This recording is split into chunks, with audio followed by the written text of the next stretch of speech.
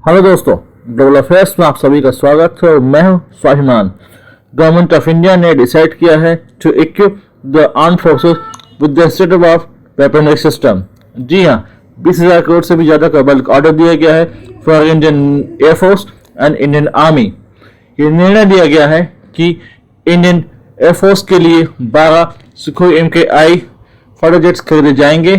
दरअसल Indian air force का समस्या ये है कि इसकी टोटल सैंक्शन स्ट्रेंथ है 42 स्क्वाड्रंस, जबकि यहाँ पर केवल 31 स्क्वाड्रन ही फंक्शनल है, यानी कि it is running short of 11 squadrons. और इंडियन एयरफोर्स की स्क्वाड्रन स्ट्रेंथ बढ़ने वाली है, जो कि क्रॉस कर जाएगी 60 स्क्वाड्रंस को इन नियर फ्यूचर। तो इसके लिए एयरफोर्स की मांग थी कि जल्द से जल्द ये जो कमी है इसको पूरा किया जाए। इसके अलावा बात ये भी चल रही है कि K9 वज्र एक हावित्जर है, एक 155 mm कैलिबर का ये गन है जो कि state of art technology lace है। ये बिल्कुल काम करती है बोफोर्स की तरह और उससे भी एडवांस टेक्नोलॉजी में, और ये इंडियन आर्मी के लिए खरीदी जाएगी, जो कि रफ टेरेन में, चाहे वो रेगिस्तान हो या बर्फीला इलाका, वहाँ पर ये काम करने के लिए बिल्कुल एक्सेलेंट है और इसलिए इसे भी एक्वायर किया जाएगा, क्योंकि ये सब चीज़ें में पड़ रही थी और बहुत से हमारे जो वेपन सिस्टम थे वो पुराने हो चुके थे या फिर अंडर रिपेयर थे, इसलिए नए खरीदने बहुत जरूरी थे।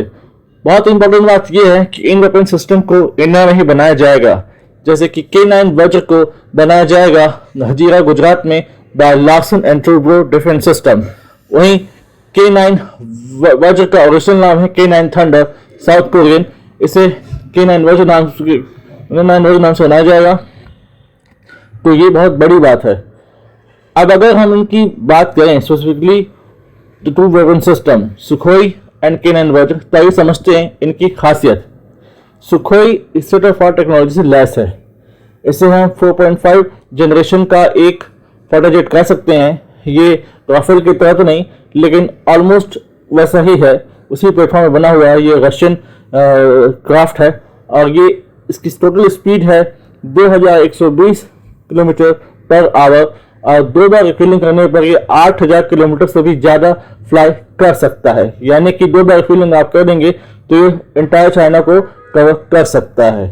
और ये इंडियन एयरफोर्स के टाइम टेस्टेड क्राफ्ट रहा है और हर मौसम में चलने के लिए ये एक्सीलेंट परफॉर्मेंस देता है। इसके अलावा अगर हम बात करें तो इसकी डिप्लॉयमेंट होगी across the LOC and across the LAC, यानी कि दोनों ही बॉर्डर्स पर इसकी डिप्लॉयमेंट होगी, ताकि एडवांस पोस्चर दिखाया जा सके और ऑफेंसिव अगर मूव करना पड़े तो हम इसको बांग्लादेश बॉर्डर पर भी डिप्लॉय कर सकते हैं।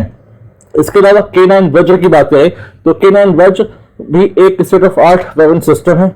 ये एक हावित्जर है जो कि एक ऐसा वेपन सिस्टम है जो कि मूव कर सकता है।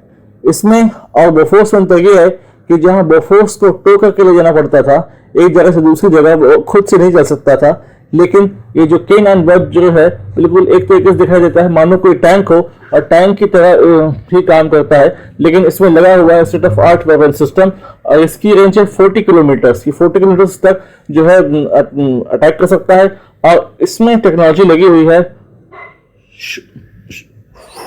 शूट एंड शूट, यानी कि आओ अटैक करो और भागो। ये जब तक एनिमी कंप्यूटर ये डिटेक्ट करेगा कि कहां से मिसाइल आई, कहां से जो है अटैक हुआ है, तब तक अपनी पोजीशन बदल लेगा और खुद को बचा लेगा। वहीं पर जो बोफोर्स था इसमें नहीं ना कैपेबल था, इसलिए वो वल्नरेबल था। इसलिए K9 वज्र भी सिग्निफिकेंट है। हम लगातार देख रहे हैं कि चाहे वो नेवी हो, एयरफोर्स हो, आर्मी हो, सभी को इक्विप किया जा रहा है, सभी को एडवांस सिस्टम दिए जा रहे हैं और उनको मैसिवली फंडिंग की दी जा रही है, क्योंकि धीरे धीरे तीनों आर्म फोर्सेस खुद को एक्सपैंड कर रही हैं, खुद को अपना जो पोस्चर बड़ा कर रही हैं। वैसे भी जब से इंडिया ने क्वाड को ज्वाइन किया है और साउथ चाइना सी में एक्टिव हुआ है, इसके अलावा दूसरे ऑपरेशंस किए हैं, तब से इंडियन डिफेंस सिस्टम को मजबूत करने की जरूरत बहुत ज़्यादा हो गई थी। अब तो खास करके ये भी इम्पोर्टेंट हो गया है कि जब से ये बांग्लादेश बॉर्डर थोड़ा सा एक्टिव हुआ है, बांग्लादेश बॉर्डर थोड़ा सा हॉट हुआ है, उसके बाद से ये बहुत जरूरी हो गया था कि हम अपने वेपन सिस्टम मजबूत करें, ताकि बांग्लादेश अगर कोई ऑफेंसिव ऑपरेशन करने की कोशिश करता है कुछ ऐसे स्ट्राइक करने की कोशिश करता है जो कि उसके लिए मिसएडवेंचर्स ही होंगे, तब हम प्रिवेंटिव स्ट्राइक करके उसके किसी भी मिसएडवेंचर को न्यूट्रलाइज कर सकें। इसलिए बहुत इंपॉर्टेंट था कि हम अपने वेपन सिस्टम को मजबूती दें, उनको स्टेट ऑफ आर्ट टेक्नोलॉजी के वेपन सिस्टम डालें ताकि हमारे डिफेंस फोर्सेस को कोई दिक्कत ना हो एनिमी को न्यूट्रलाइज करने में।